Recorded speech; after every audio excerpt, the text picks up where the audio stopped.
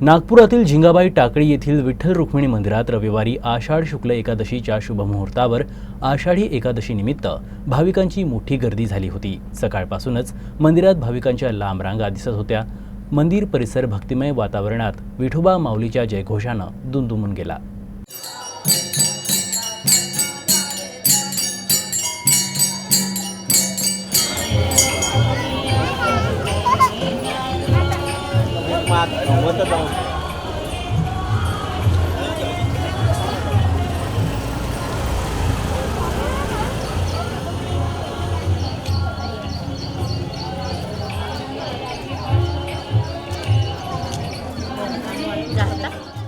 गेल्या 40 वर्षापासून गीतानगर येथे आम्ही एक लहानसं मंदिराची उभारणी केली होती।